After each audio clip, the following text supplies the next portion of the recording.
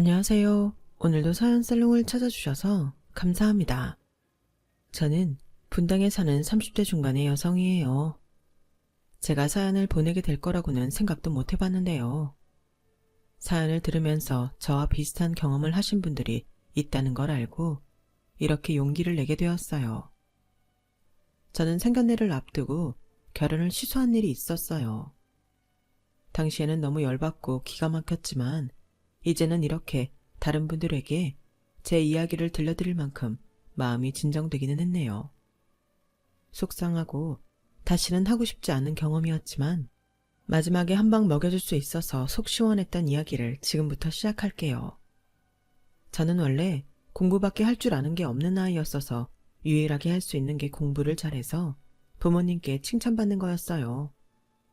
다방면에 재능이 넘쳐서 운동도 잘하고 음악도 잘하고 공부도 잘했던 오빠와 달리 이과 쪽 공부에 많이 몰두했었죠. 학교에서도 항상 공부 잘하는 모범생 이미지였고요. 모두가 예상했던 것처럼 좋은 대학의 이공계 대학을 졸업했고요.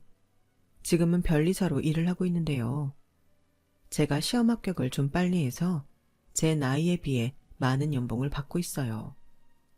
부모님은 제가 고등학교 때부터 사업체를 해외로 옮겨서 한국과 외국을 오가며 지내시다가 오빠가 본격적으로 부모님 사업에 합류하면서 1년 중 대부분을 외국에서 지내고 계세요. 그래서 저희가 살던 아파트를 제 이름으로 해주셨고 저는 그 아파트에 세를 주고 다른 데에 나와서 살고 있어요. 저 혼자 살기에는 아파트가 너무 넓어서요. 다른 사람들보다 더 쉽게 자리를 잡을 수 있었던 건 부모님 덕이기 때문에 저는 그 점을 항상 감사하게 생각하고 있어요. 제가 잘나서가 아니라는 걸 늘 잊지 않으려고 해요. 워낙 공부밖에 몰랐고 그 덕에 변리사 자격증까지 일찍 딴 탓에 저는 연애도 제대로 해본 적이 없이 나이를 먹었어요. 그런 제가 남자친구를 만난 건 영어 토론 모임에서였어요. 그냥 재미삼아 한번 참석해 보려고 나간 자리였는데 남자친구는 제가 마음에 든다고 전철역까지 따라왔거든요. 저기 다음에도 여기 오세요. 안 그러실 것 같은 느낌이라 연락처를 따로 알고 싶은데 안 될까요? 저 이상한 사람 아니에요. 대기업 땡땡 아시죠? 하긴 거기 모르는 사람 없죠. 저 거기 인사팀에 있어요. 여기 제 명함이에요. 저는 지금 명함이 없는데. 그날 저는 휴일이라서 명함 지갑을 놓고 나왔어요. 아이, 명함 없으면 어때요? 괜찮아요. 그런 게 뭐가 중요해요? 명함을 놓고 왔다는 거지 없다는 게 아닌데 남자는 제 말을 오해한 것 같았지만 말하기 귀찮아서 가만히 있었어요. 남자는 끈질기게 저한테 말을 걸어왔고 결국 그 다음 주에 다시 만나게 됐어요. 김창수 씨, 저를 뭘 보시고 이러는지 몰라도 저는 재미없는 사람이에요. 공부만 해서 노는 것도 잘 모르고요. 그럴 줄 알았어요. 제가 그런 거 잘 맞히거든요. 저는 공부 잘하고 영어 잘하는 여자가 좋더라고요. 그래봤자 그냥 회사 다니지 대단한 일 하는 것도 아니에요. 이렇게 말하면 나가 떨어질 줄 알았는데 남자는 회사가 뭐가 중요하냐며 더 적극적으로 나왔어요. 하도 저한테 관심을 보이니 그게 신기해서 만나볼까 싶은 마음이 들었고 그걸 계기로 한두 번 만나다 보니 어느새 사귀는 사이가 되었죠. 저는 변리사라는 제 직업은 말하지 않고 그냥 강남에 있는 회사에서 일한다고만 했어요. 변리사라고 하면 어디서 건너 알게 된 사람들 일까지 끌고 와서 좀 알아봐 달라고 하거나 무료로 소송 대리를 해줄 수 없냐는 사람들이 많아서 웬만큼 친하지 않으면 제 직업을 밝히지 않았어요. 남친과는 사귈 무렵 이야기하려고 했는데 워낙 제가 평범한 사무직일 거라고 굳게 믿고 있어서 사실을 밝히는 게 더 피곤할 것 같아 가만히 있었어요. 그때는 결혼 이야기가 오고 가기 전까지는 말하지 말자는 생각도 있었고요. 그런 거 보면 제 직감이 그 남자를 별로 믿지 않았던 것 같아요. 사귀는 사람한테 제 직업을 솔직히 말하지 않는다는 게 어찌 보면 이상하잖아요. 이런 거 보면 조상이 도와준다는 말이 정말 있는 건가 싶어요. 그러지 않고서야 제가 남친한테 제가 무슨 일을 하는지 이야기 안 할 이유가 없으니까요. 그렇게 어영부영 시간이 가고 그 남자와 사귀고 2년이 되어가는 때였어요. 남자가 저한테 결혼 이야기를 꺼내더라고요. 혜영아, 우리 결혼하자. 나 정도면 괜찮은 신랑감이잖아. 너도 나랑 결혼하면 손해는 안 볼 거야. 뭐 결혼을 이런 식으로 말하는 게 좀 그렇긴 하지만 혜영이 너라면 괜찮은 와이프일 것 같아. 서로에게 좋은 일인데 망설일 거 뭐 있어? 하자. 저도 나이도 있고 하니 결혼하는 것도 나쁘지 않겠다는 생각이 들었어요. 그래서 외국에 있는 부모님한테 연락을 했죠. 부모님과 오빠는 싱가포르에서 일을 하고 있었는데요. 저보고도 싱가포르에 와서 같이 살자고 했지만 저는 한국이 좋더라고요. 남의 나라라는 게 며칠 여행 가는 건 좋아도 거기서 계속 사는 건 다른 문제잖아요. 또 저는 여기에서 하는 변리사 일에 만족하고 있었기 때문에 혼자 여기서 지내고 있었어요. 그런 저를 안타깝게 생각하던 가족들은 남친이 결혼하자고 했다니 다들 좋아하더라고요. 아유, 혜영아, 잘됐다. 남자는 괜찮은 사람인 거지? 전에 말한 것처럼 직업도 확실하고 무난해. 그럼 결혼해. 아빠랑 오빠도 너 결혼하는 거 대찬성이래. 네가 결혼하면 엄마도 좀 더 마음 편히 여기 있을 수 있고 항상 네가 마음에 걸렸거든. 뭘 그래. 나 내일 확실하고 혼자서도 잘 먹고 잘 사는데. 아유, 인서가 그런 거 아니야. 너무 너를 혼자 둬서 그런 거니? 네가 그렇게 말할 때마다 엄마가 미안해지잖아. 뭐가 미안해. 엄마도 사업 능력 있는데 그거 썩히면 돼? 아빠도 엄마가 있어서 그만큼 성공했다고 하잖아. 나도 얼마 닮아서 내일 잘하는 거니까 너무 걱정하지 마. 저는 집안 식구들이 다 이렇게 좋아하는 결혼이라면 하는 게 맞겠다 싶어서 남친에게도 알겠다고 했어요. 남친은 너무 좋다며 신나서 말하다가 언제 인사할지 묻더라고요. 그럼 나 너네 집 언제 갈까? 부모님 한국 언제 오셔? 전에 해외에 계신다고 했잖아. 부모님 한국에 잘 안 오셔. 내가 먼저 창수씨네 인사드리고 부모님하고 오빠 스케줄 되는 대로 상견례해도 괜찮고. 그럼 그렇게 할까? 나 되게 긴장하고 있었는데 갑자기 맥이 풀리네. 상견례 날 잘 보이게 지금부터 연습해둬야겠다. 라며 남친은 저보다 더 호들갑을 떨었어요. 대신 남친은 저희 부모님과 영상통화를 했고 저를 잘 부탁한다는 말에 염려 말라며 자기한테다 맡기라고 큰 소리도 치더라고요. 지금 생각해보면 그 말이 얼마나 값어치 없는 이빨린 소리였는지 참 더덥게 느껴지네요. 거기까지는 잘 넘어갔는데 문제는 남친 어머니였어요. 남친 어머니는 제가 집에 찾아가기로 한 날도 아닌데 저를 보자며 회사 근처로 왔더라고요. 내가 창수한테 말은 듣긴 했는데 그래도 우리 집에 드릴 만한 사람인지 아닌지 먼저 확인하고 싶어서 왔어. 괜찮지? 자기 집에 들여도 될지 미리 간보러 왔다는데 좋을 사람이 어딨겠어요. 그래도 저는 일단 예의를 지키느라 네, 그러실 수 있죠. 이해해요. 라고 공손하게 말했어요. 그렇게 말해주니 편하게 말아마. 나 우리 창수 엄청 귀하게 키웠어. 어떤 부모는 안 그러겠냐고 할 테지만 정말이야. 공부시킬 만큼 시키고. 얘, 걔가 말 안 하든? 걔 7급 행정공무원 시험 합격했는데 대기업 붙었다고 공무원 포기하고 일반 회사 간 거다? 걔가 그렇게 모험심이 강해. 이 정도로 똑똑하고 잘 나가는 아들 너라면 안 아깝겠니? 그런데 어느 날 결혼하겠다고 여자를 소개한다는데 너도 알겠지만 우리 창수라면 진짜 괜찮은 여자도 만날 수 있는 조건이잖아. 창수 회사에서도 인정받고 상사들한테도 좋은 소리만 듣는 애야. 그런데 데려온다는 여자가 그냥 사무직이라고 하니 솔직히 속상하다. 무슨 말씀이신지 알 것 같아요. 근데 저도 창수씨 못지않게 부모님한테 기대 많이 받고 컸다고 말씀드리고 싶네요. 저도 제 분야에서 인정받으며 잘해 나가고 있으니 그런 걱정은 안 하셨으면 좋겠어요. 아니 근데 너는 애 낳으면 집에 들어 앉아야 되잖아. 육아휴직이니 어쩌니 해도 그것도 일에 따라서 더 좋은 조건이 될 수도 있고 아닐 수도 있잖아. 내 생각에는 그래. 근데 아가씨 같은 사무직은 좀 그렇잖아. 무슨 기술이 있는 것도 아니고. 아가씨는 지금 일 얼마나 더 잘할 수 있다고 생각해? 결국은 우리 창수한테 기대서 살게 되지 않겠어? 그런 걸 생각하면 사실 그렇게 썩 내키지는 않네. 저는 그 순간에도 왜 제가 변리사라고 말을 안 했는지 저 자신도 이해가 잘 되지 않았어요. 아주 괜찮은 변리사 사무실에서 꽤 높은 연봉을 받는다고 하면 그 입을 딱 다물게 할 수 있었을 텐데요. 하도 황당한 말을 하니 어디까지 가나 보자는 마음이 있기도 했네요.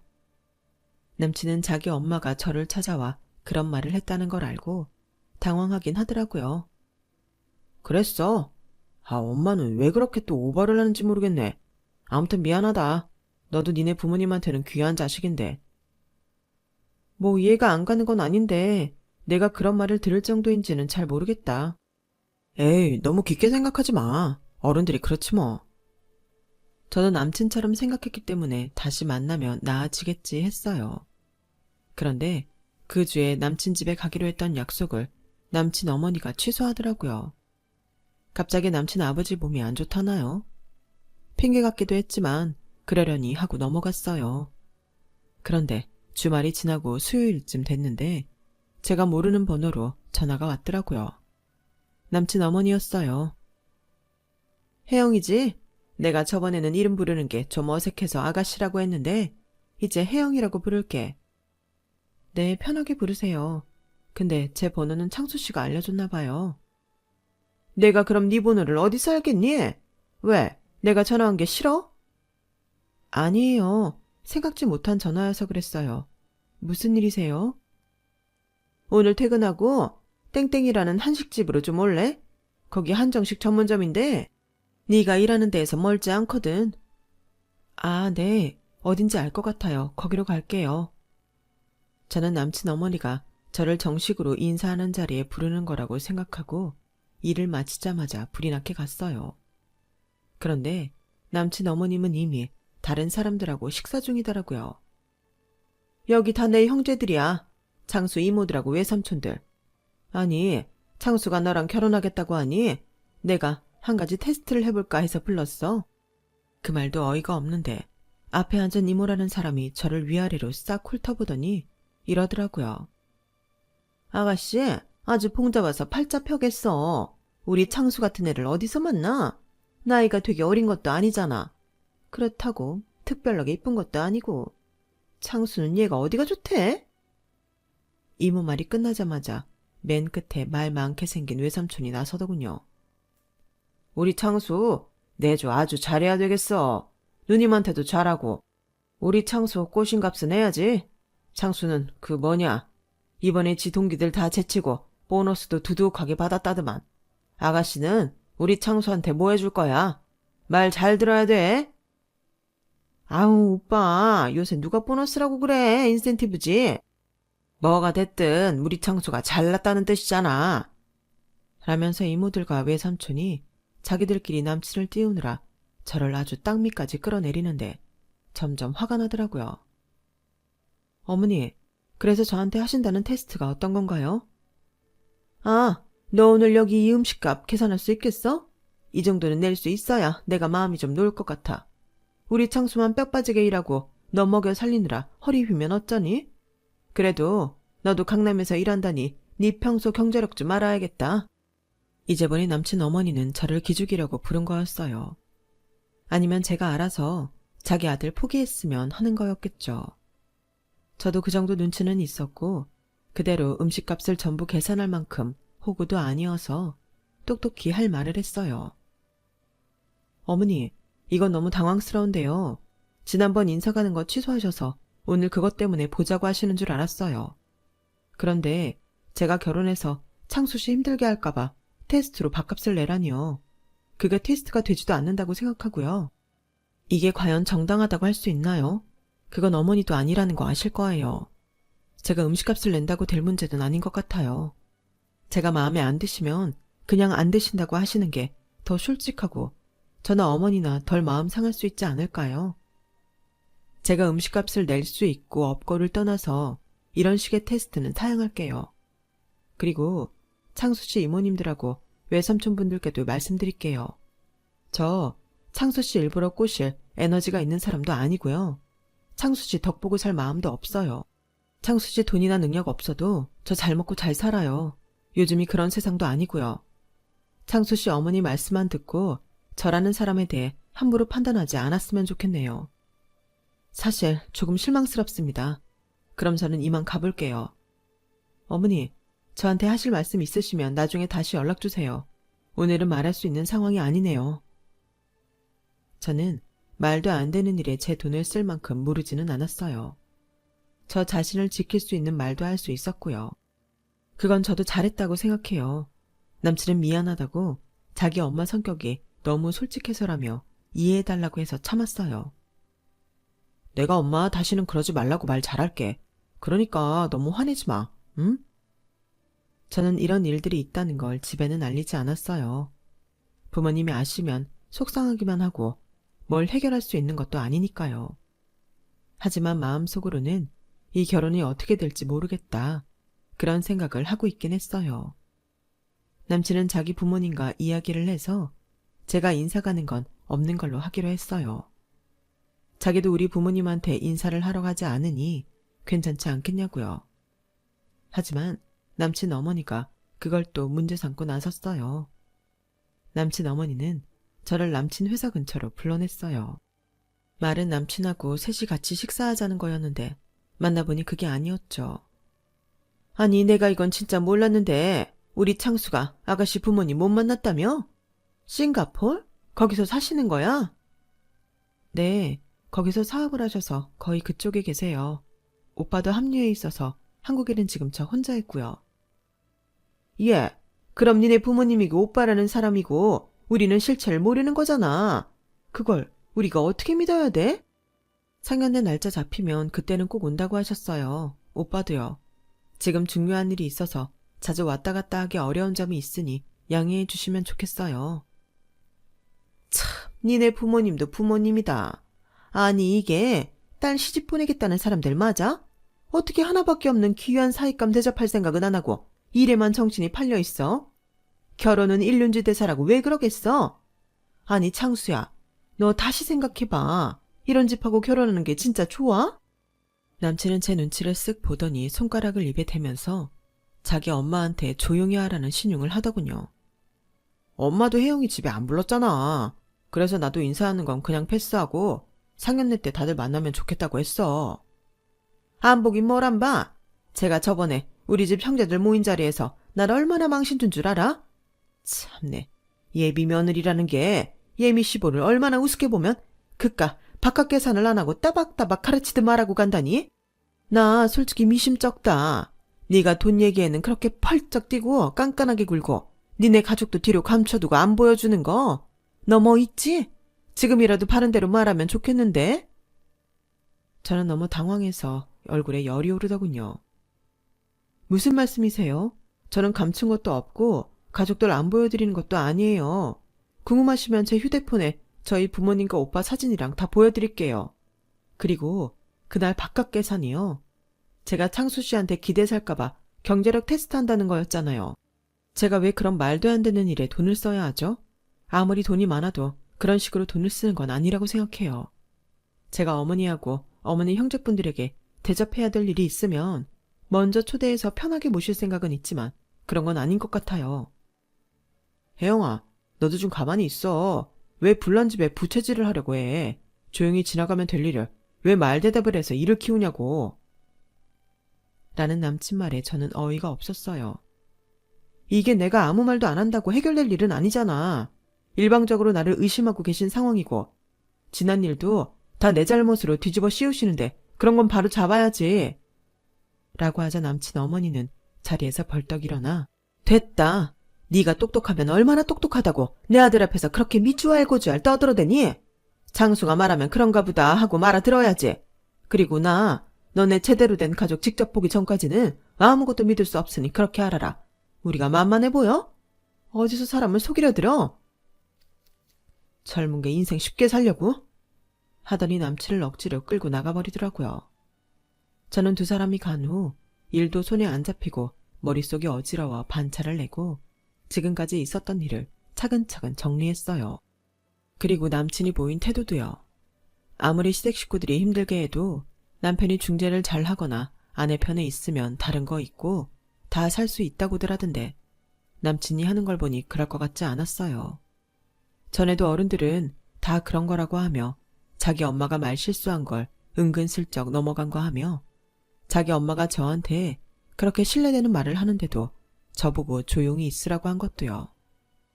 처음에는 가족들도 좋아하고 남친도 결혼하자고 해서 그럼 해도 되겠다 싶었는데 저는 얼마나 이 결혼이 하고 싶은지도 다시 한번 생각해 봤어요. 그런데 꼭 하고 싶은 건 아니더군요. 제가 원해서라기보다 주변 상황에 이끌려 어영부영 지금까지 왔다는 게 확실해지고 나서야 저는 어떻게 해야 할지 알겠더라고요. 저는 일주일 내로 마음 정리를 하고 결혼을 없던 걸로 하자고 남친한테 말할 작정이었어요. 그리고서 집에 돌아와 지하 주차장에 차를 세우고 엘리베이터를 타려는데 어디서 뭔가 소곤소곤 소리가 들리는 거예요. 안 들으려고 해도 조용한 주차장에 소리가 울리다 보니 그냥 들을 수밖에 없었는데요. 내용이 기가 막혔어요. 여기가 땡땡 아파트인데 일단 들어오기는 까다롭네요. 저는 경비원한테 그 여자 일행이라고 이모가 보내준 사진까지 보여주고 겨우 들어왔거든요. 여기 사는 건 맞는 것 같아요. 평수는 그렇게 크지 않아요. 여자 이름이 신혜영 맞죠? 제가 엘리베이터 같이 타고 호수 확인한 다음에 그 여자 우편함 한번 뒤져볼게요. 지금 뭐 하시는 거예요? 누구세요? 제가 그 통화를 하고 있는 남자 뒤에서 나타나자 남자는 기겁을 하며 핸드폰을 뒤로 숨기더라고요. 지금 제 이야기 한 거 맞죠? 저 따라서 여기 몰래 들어왔고요. 왜 이런 짓을 해요? 아니, 제가 뭘 어쨌다고 그래요. 왜 남의 통화는 함부로 엿들어요? 진짜 이상한 사람이네. 이거 사생활 침해예요. 진짜. 요새 왜 이렇게 적반하장인 인간들이 많아? 사생활 침해? 그건 당신이 먼저지. 여기 CCTV만 돌려봐도 다 나올걸? 당신 지금 신고당하고 경찰서 가고 싶어? 그렇게 말하면 내가 무서워할 줄 알아? 말은 그렇게 하지만 남자 눈동자가 떨리게 웃길래 저는 아주 쐐기를 박았어요. 나 변리사거든? 변리사가 뭐하는 사람인 줄은 알지? 특허권 분쟁 조정도 하고 등록도 해. 그래서 법정 대리도 많이 맡는다고. 그 말은 내가 법조계에도 아는 사람 많다는 뜻이야. 어디 지금 나랑 경찰서 한번 가볼래? 그게... 아유 참... 그러게 이모는 왜 나한테 이런 걸 시켜서... 남자는 울상이 돼서 저한테 술술 다 불더군요. 자기 이모가 아들하고 결혼할 여자 뒷조사를 해달랬다나요. 바로 남친 어머니였어요. 자기가 백수인데 이것만 잘해주면 몇 달 일 안 해도 될 만큼 돈을 두둑하게 주겠다며 부탁했다는 거였어요. 아니, 여자가 신원도 확실하지 않은 것 같고 집안 식구들이 다 해외에 있다는 둥 말도 안 되는 소리를 한다고 쫓아다니면서 뒤를 캐달라고 하잖아요. 마침 전 돈이 필요하고 근데 첫날부터 들켜버렸으니 원. 에휴.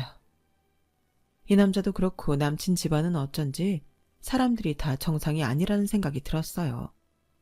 어쩌면 남친도 자기 본 모습을 저한테 숨기는 건 아닐지 그런 의심도 처음 하게 됐고요. 저는 남자한테 제안을 하나 했어요. 알았어요. 오늘 일 일단 어머니한테는 말씀드리지 마세요. 그냥 여기 사는 건 맞다고 그 얘기까지만 하고 모른 척 넘어가주면 제가 그분이 드린다는 돈보다 더 드릴게요. 그렇게 해주실 수 있어요? 그러자 남자는 선불로 얼마 정도의 돈을 원했고 저는 그 자리에서 이 일에 대해 발설하지 않겠다는 각서를 작성해서 사인을 받은 후 바로 선불을 보냈어요. 자기가 말한 액수가 적지 않은데 제가 바로 돈을 쏘니 그 남자 눈이 휘둥그레지더라고요. 내가 변리사라는 거 잊지 말아요. 각서대로 조용히 있지 않으면 그쪽도 나중에 크게 후회할 일 생겨요. 알았어요. 이 정도 돈 바로 주실 정도면 나머지도 걱정 안 해도 되겠다 했어요. 사실 이모는 약속을 잘 지키진 않거든요. 라더니 신이 나서 가버리더군요.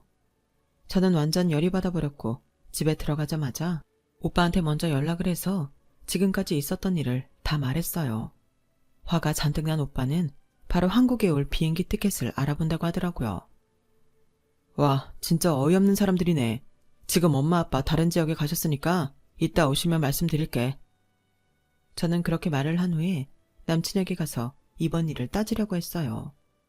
그래도 남친한테는 자기 엄마가 어떤 사람인지 알게 해줘야겠다고 생각했거든요. 남친에게 전화를 했더니 아직 밖이라길래 제가 먼저 집에 들어가 있겠다고 했어요. 남친 현관문 비밀번호는 알고 있었거든요. 마음이 급해 서두르다 보니 원래 약속한 시간보다 30분은 먼저 도착했어요. 무심코 오피스텔을 들어가려다 뒤쪽을 봤는데 남친이 오피스텔 건물 뒤쪽에 편의점 파라솔에 앉아서 스피커폰으로 해놓고 자기 엄마와 전화통화를 하고 있더라고요. 남친은 양손으로 맥주랑 안주를 먹느라 정신이 없었어요. 남친 어머니와 남친의 대화는 정말 경악 그 자체였어요. 내가 지금 경호한테 단단히 걔 감시하라고 했으니까 조금만 기다려봐라. 그럼 정체가 나오겠지. 아니, 뭐 엄마 마음은 알겠는데 이렇게까지 하면 혜영이 걔도 기분 나쁠 거 아니야. 지금 걔 기분이 중요하니? 네가 어떤 사람하고 결혼할지가 달렸는데 기분 같은 건 나중에 생각해도 돼. 혜영이가 거짓말할 애로는 안 보이는데 걔네 부모님 진짜 사업하시는 것 같아. 너 그러다가 꽃뱀한테 걸린 거면 어쩌려고 그래. 네가 어떤 앤데 어디서 굴러먹은지도 모르는 애랑 덥석 결혼을 한다고 그러는 거야. 더 잘 알아봤어야지. 나도 아무 생각 없이 그런 거 아니야. 걔 정도면 성격 무난하고 부모가 사업도 하니 나도 덕볼 수 있잖아. 네가 덕을 볼지 사기를 당할지 모를 일이다. 너는 지금도 여자 소개시켜준다는 사람 널렸어. 그럼 혜영이보다 더 괜찮은 여자를 소개시켜 주든지. 그래야 나도 마음 편히 이 관계를 어떻게 해보지. 걔네 부모님에 대해서도 더 따져볼 수도 있고. 그게 아니니까 나도 어정쩡할 수밖에 없잖아. 솔직히 혜영이처럼 만만한 여자 만나기 쉽지 않다고. 알았어. 너 순정이 하지 말지? 순정이가 저번부터 너 보여주고 싶다던 여자 있었어. 초등학교 앞에서 미술학원 한다더라. 얘, 너 차라리 그런 게 나아. 애들 상대로 가르치는 건 꾸준히 돈 들어온다? 그럼 만나볼 자리 마련해봐. 그 여자 만나서 괜찮으면 나도 혜영이 깨끗하게 정리할게. 더 이상 듣고 말고 할 것도 없었어요.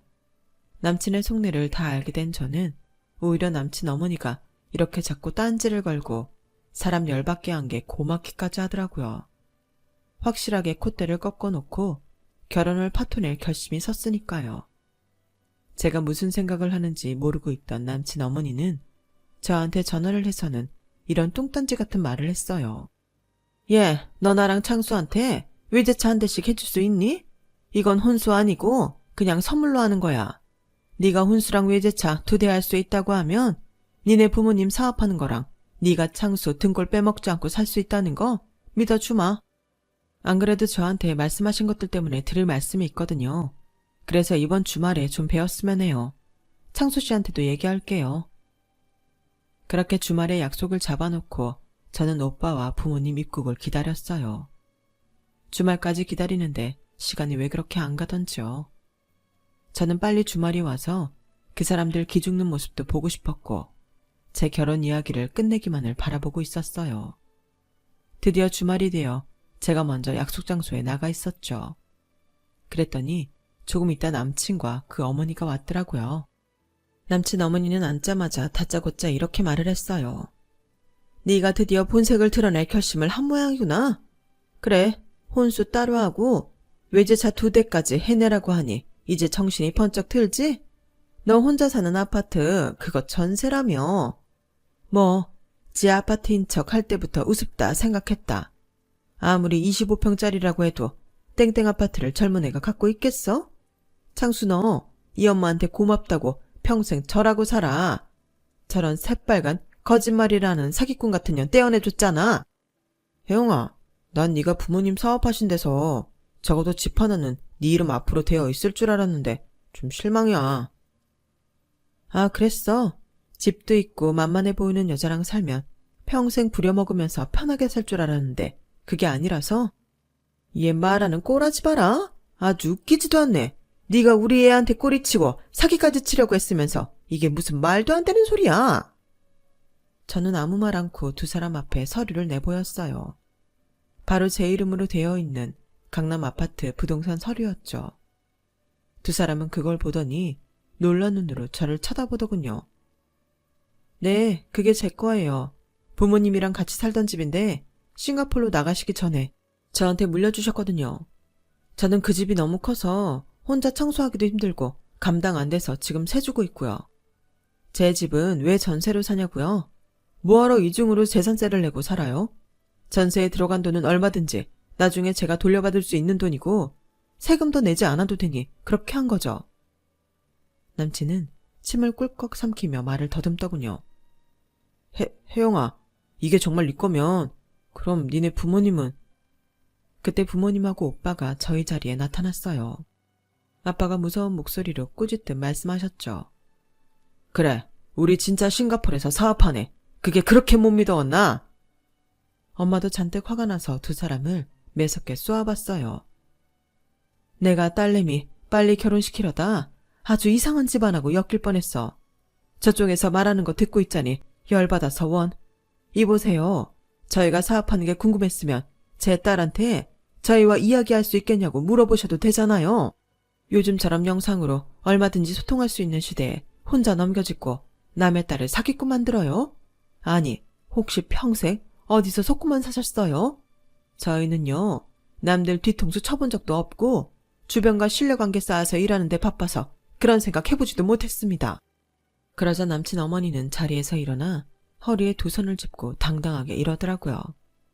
아니 그럼 대개 딸처럼 시덥지 않은 직업 갖고 제대로 된 물증도 없이 부모가 사업하네 하면 그걸 어떻게 믿겠어요? 진작에 이런 부동산 서류라도 보여줬으면 모를까요? 그리고 지금 댁들이 나타나서 이렇게 말한다고 그게 사업한다는 증거가 됩니까? 남친 어머니 말에 오빠가 대응했죠. 그러실까봐 오늘 이 자리로 모셨는데요. 여기 사장님 좀 불러주세요. 거기는 호텔 내에 있는 고급 한정식 레스토랑이었어요. 오빠가 매니저한테 사장님을 불러달라고 하니 매니저는 바로 사장님과 함께 저희 앞에 나타났어요. 사장님은 저희 부모님을 보자마자 아주 반갑게 인사를 하셨어요. 아유, 신 대표님, 이 대표님 들어오신 거 알고 어찌나 반가웠는지요. 오늘 여기 오신다길래 제가 일부러 나왔습니다. 아드님이 이제 사업 아주 잘하신다면서요. 네, 사장님. 얘가 요즘 아주 든든한 버팀목이 돼주고 있어요. 언제 또 싱가포르 오십니까? 그때 한번 저희 쇼핑몰 오셔야죠. 참, 저희 리조트 만든 건 아시죠? 이건 동남아 쪽이니 그쪽에도 한번 오세요. 저희가 잘 모실게요. 대표님이 초대해 주시면 영광스럽게 알고 가야죠.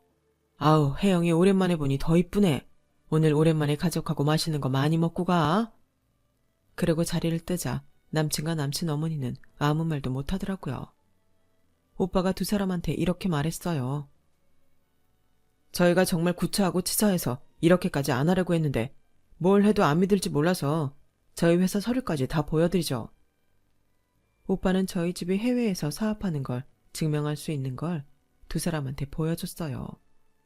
거기에는 현지에서 찍은 사진들도 있었죠. 그런데도 남친 어머니는 미안하다는 말 대신에 변명을 하더라고요. 아니, 그러니까 혜영이 얘가 그냥 사무직이라니까 제가 못 믿어서 그런 거죠. 별다른 뜻이 있었다기보다는요. 그래서 저는 두 사람 앞에 명함을 내밀었어요. 저 변리사예요. 이미 신입 딱지 뗀 지도 꽤 돼서 연봉도 창수 씨보다 훨씬 많고요. 제가 말씀드렸잖아요. 창수 씨 인맥이나 경제력에 기대지 않고 살 수 있다고요. 창수 씨도 그래. 내가 만만하고 무난하면서 돈 많으니까 같이 살려고 했다고? 창수 씨, 저번에 편의점에서 어머니랑 통화하는 거 다 들었어. 뭐 미술학원 하는 여자 만난다며? 그래, 그 여자랑 잘해봐. 나 오늘 여기 결혼 얘기 파토내러 온 거니까. 이제 우리 끝이야. 저희가 그 자리를 뜨려고 하자 남친은 얼른 저를 붙잡더군요. 혜영아, 내가 오해를 해서 그렇지 절대 너랑 헤어질 생각 아니었어. 미안해. 장인어른, 장모님, 형님, 제가 잘하겠습니다. 제가 너무 큰 실수를 했는데 사람이 실수는 할 수 있는 거잖아요. 저 믿고 받아주세요. 제가 정말 잘하겠습니다. 저는 남친의 손을 탁 뿌리쳤어요. 됐거든? 닥쳐. 누가 장모고 장인어른이고 형님이야. 네가 어떤 인간인지 볼 거 다 봤는데 뭘 잘해? 네가 하는 말은 콩으로 매주를 쓴데도 안 믿어. 애초에 너처럼 지 맘대로 넘겨짚고 함부로 판단하는 인간 만나지도 말았어야 하는 건데 넌 내 인생의 흑역사야. 그러자 남친 어머니는 저희 엄마 손을 붙잡고 난리더군요. 아, 사부인, 이제 오해가 풀렸으니 애들 혼자 얘기해야지. 어딜 가세요? 저도 귀하게 키운 아들인지라 혹시라도 잘못된 사람 만날까 걱정해서 그랬던 거예요. 그 정도는 이해해 주셔야죠. 그래서 친척한테 내 딸 뒷조사시키고 말도 안 되는 소리에 애 마음에 상처 주고 그럽니까? 그렇게 같은 부모로서 용납될 거라고 생각하시나요? 아드님이 그쪽을 똑 닮았네요. 지멋대로 생각하고 지멋대로 판단하고 어디 그쪽하고 똑같은 며느리 얻어서 잘 살아보세요. 저희는 볼 일 없습니다. 아빠도 거기에 쐐기를 박으셨어요. 김창수라고 했나? 내가 자네 회사 윗분들 중에 아는 사람 몇 명 없을 것 같아. 자네 다시 내 딸 귀찮게 하면 내 가만히 안 있을 거야. 어머니도 똑똑히 들으세요. 한 번만 더 남의 집 자식들한테 함부로 하면 그 벌 다 받으실 겁니다. 남친 어머님은 자기가 친척을 저한테 붙였다는 것까지 저희가 다 알고 있다는 걸 깨닫고는 그 자리에 털썩 주저앉더군요. 모든 게 다 끝났다고 생각했는지 울음을 터뜨리더라고요. 남친은 열받는 표정으로 자기 엄마한테 화를 냈고요. 엄마, 좀 적당히 하지. 이게 뭐야. 아무려면 내가 그렇게까지 사람을 못 알아보겠어. 아, 진짜 이게 뭐냐고. 다 된 밥에 재를 뿌리고. 아, 아까워서 어째. 변리사에 외국 사업에 그거 다 내가 갖는 건데 강남 아파트는 어떻게? 세상에, 저희 집 사업과 제 직업 그리고 제 아파트까지 전부 자기 몫이 됐을 거라고 생각한다니 어떻게 그렇죠? 다른 건 그렇다 치고 제 직업까지 자기 걸로 생각한다는 게 저는 너무너무 소름이 끼쳤어요. 그 후 남친은 저를 찾아왔다가 만나지도 못하고 차단당하자 별 방법을 다 동원해서 전화를 했었죠. 제가 자기 전화 차단을 해버리니 지인들 핸드폰으로요. 그러다 변호사한테서 연락 한번 가니 더는 전화하지 않더군요. 찾아오지도 않았고요. 알고 보니 회사에서도 일 못한다고 거의 왕따 수준이라고 하더라고요. 남친 어머니는 한동안 어리 빠져 있다가 저보다 더 괜찮은 여자 자기 아들 소개시켜준다며 선자리를 알아봤다는데 어떻게 그쪽 동네에 저한테 했던 짓이 소문이 쫙 나서 아무도 상대해주지 않는다고 들었어요. 그게 벌써 몇 년 됐네요. 시간이 참 빨라요. 저는 아직도 싱글이지만 그래도 더 여유를 가지고 저와 잘 맞는 좋은 사람을 알아볼 수 있는 눈을 키우려고 노력 중이에요. 부모님도 무조건 저 결혼하라고만 하지 않겠다고 하셨고요. 제 이야기가 좀 길진 않았나 모르겠네요. 들어주신 분들 모두 행복하시고 건강하게 지내시길 바랄게요. 감사합니다. 여러분, 사연 댓글에 응원과 현명한 조언 부탁드려요. 좋아요와 구독은 저에게 큰 힘이 됩니다. 오늘도 좋은 일 가득하세요.